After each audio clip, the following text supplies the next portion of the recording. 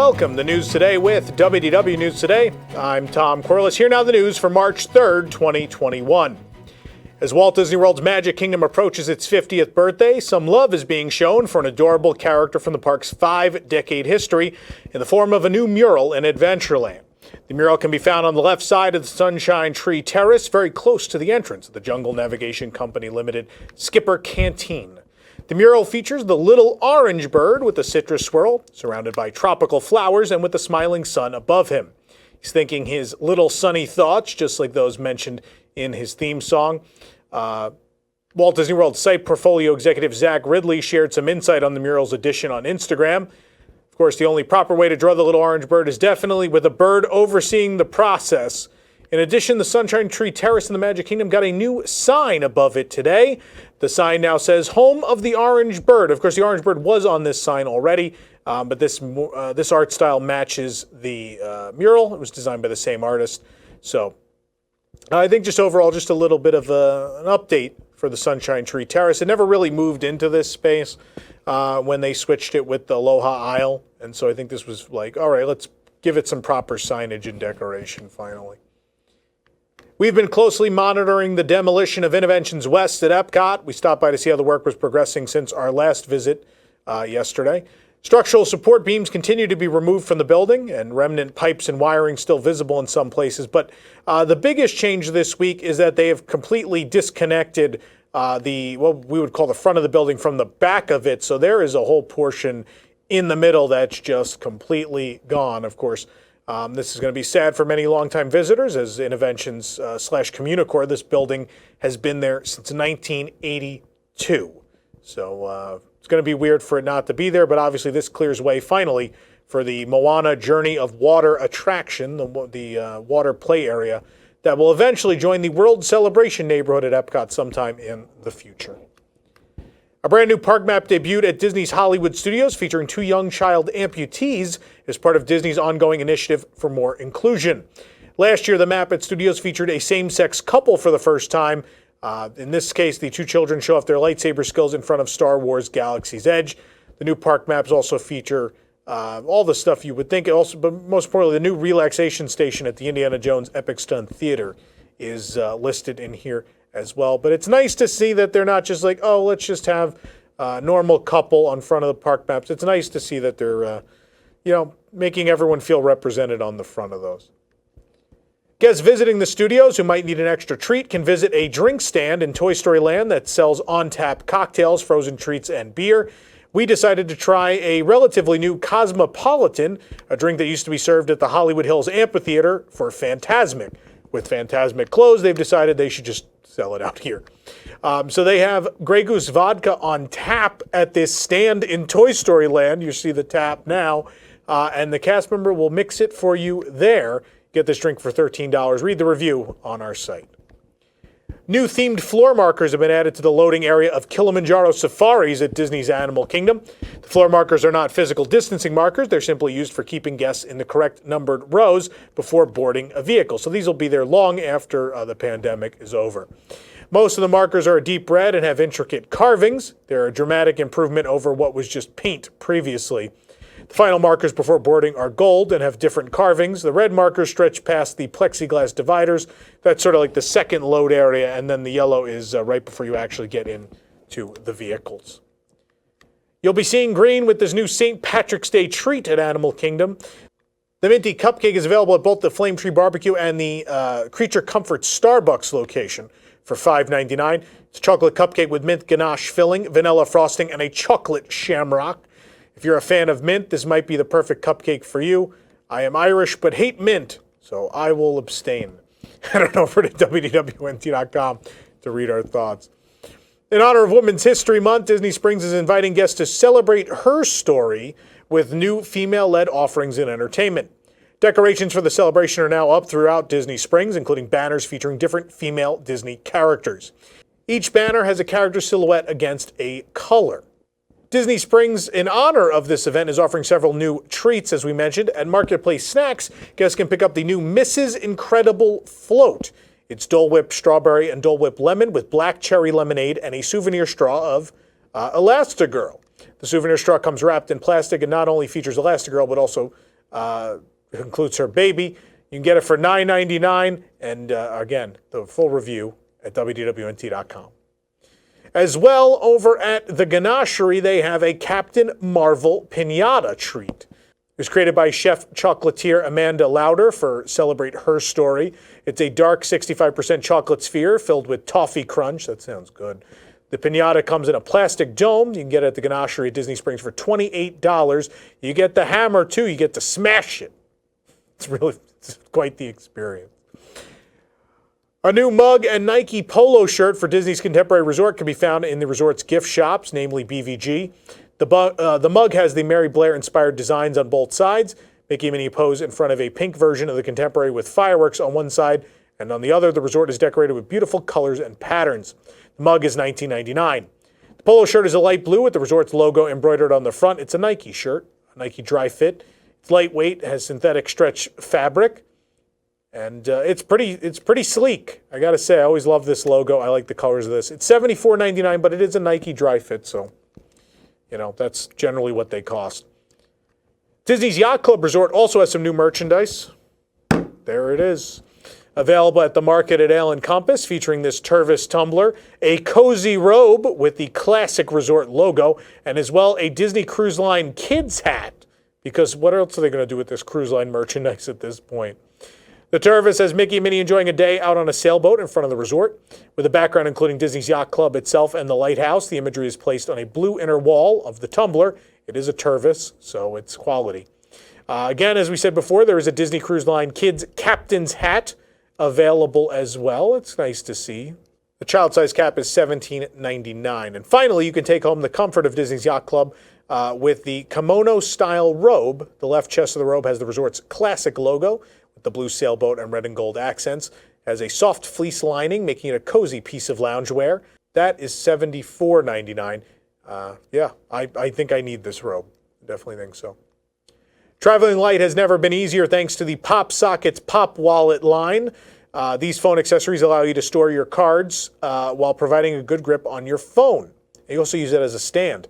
While at the Magic Kingdom, we found two new designs. There's It's a Small World, featuring the bright colors displayed throughout the attractions. The clock face is front and center on the PopSocket/stand, PopSocket grip/stand that securely supports the device. Pastel merchandise also has been abundant at the park, so there is a pastel Mickey version of the Pop Wallet as well. But, of course, the Small World one, clearly superior, folks. $29.99 for each of these. March has arrived, which means springtime and Easter are just around the corner, but luckily the Easter Bunny has left us a few treats early at the Disneyland Resort. Whether you like cake, marshmallow, or a whole lot of fudge, there's plenty to make the season sweet. First up, the Vanilla Chick Cake Pop. These adorable chicks are made with vanilla cake coating and vanilla icing to resemble a baby chicken. Those are $5.49. There's the delightful Mickey-shaped crispy treat coated in white chocolate and coconut with the ears decorated to look like bunny paws and topped with a cottontail.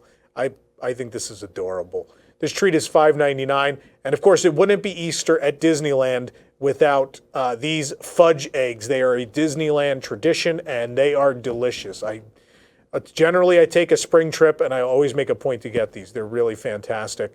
It's vanilla fudge coated in chocolate and a candy flour pearl. Those are $9.99. They're very big in size, but you can share those with a couple people. That's why they're $9.99. Found this trio of goodies at Trolley Treats at California Adventure. And, of course, full reviews are at DisneylandNewsToday.com. Morgan Lee Richardson, a former Walt Disney Imagineer and creator of shirts that I often wear on the show, shared a look at some of the details of a new event space at California Adventure that had recently opened to guests. Richardson was the art director on the project and sculpted the new rockwork. The event space also includes the wooden door with the acronym BVW. We have to guess what this is. He wouldn't say. We originally guessed Buena Vista Winery since this is so close to Buena Vista Street, but it became clear, thanks to some of our readers pointing it out, that it could be Bountiful Valley Farm and the Bountiful Valley Winery. So why Bountiful Valley Winery? Well, Bountiful Valley Farm used to be a land where the It's Tough to Be a Bug Theater was, an opening day land in California Adventure. Currently, this area is housing snack carts, and it's kind of hard to see this door, but Morgan did indicate that this is going to be event space that people can rent down the road. For now, obviously, with DCA in its current form, it's being used for these snack stands and such. Richardson was also involved in the Avengers Campus Land, which has not opened yet. This was a connected project since they're within proximity to each other. Disneyland Resort Legacy Pass holders who purchase tickets to attend A Touch of Disney at California Adventure can have access to a special Legacy Pass holder corner. Located in Paradise Gardens from noon to 6 p.m., the area is themed to celebrate the 20th anniversary of DCA. A few of the goodies Disney will be dishing out while supplies last include a Legacy Pass holder themed magnet, a special button featuring a unique design, and a Disney California Adventure Park 20th anniversary themed photo opportunity. Maybe you can get in a tractor. Who knows? Be sure to check back with us after the event debuts. We'll certainly take you to the Legacy Pass holder corner in our coverage of the event. Orange County, California's COVID-19 cases have been steadily dropping. This week, the county met 2 out of the 3 metrics needed before it could drop below the purple tier to the more relaxed red tier. The share of COVID-19 tests coming back positive countywide and among hard-hit neighborhoods have both met the red tier goals for the past 2 weeks.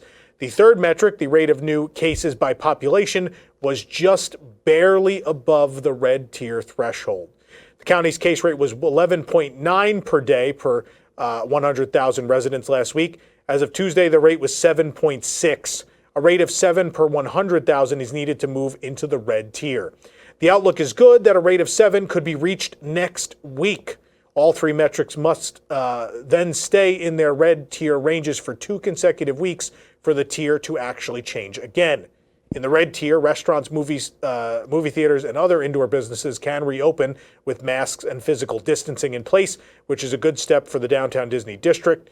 Orange County was in the red tier for a few weeks last fall before moving back into the purple tier in mid-November. A bill was recently passed, of course, in favor of Disneyland Resort reopening in the orange tier or tier 3, which is after purple and red.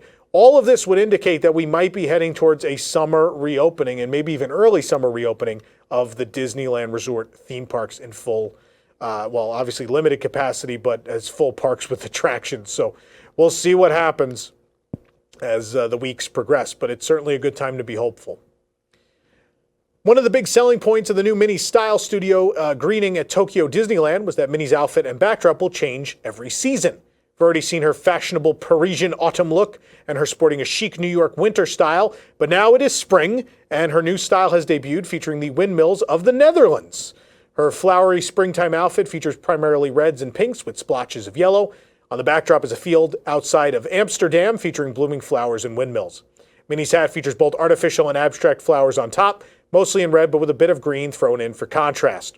Her springtime dress is primarily a dark reddish pink with splotches of yellow throughout. Towards the bottom, a flower pattern sprouts from the top, particularly with large roses. And of course, the outfit is completed with hot pink heels, much like my outfits. The Oriental Land Company also released a video featuring Minnie in her studio designing and modeling this springtime outfit. Isn't that cute? For more information on these stories and more, head on over to WDWNT.com. This program is brought to you by our official travel agent sponsor, The Vacationeer, the engineers of your next magical vacation. Sit back and let their team of vacation planning experts craft your family's next trip. The best part, their services are free. Visit WDWNT.travel for details. The Vacationeer, the official travel agency of WDWNT. If you're enjoying the show, be sure to like this video, subscribe to WDW News Today on YouTube for more great content, and click the bell for notifications. Also, make sure to hit select all notifications so you never miss an episode of the show. A sincere thank you to everyone out there who is a subscriber. We have crossed 100,000 subscribers.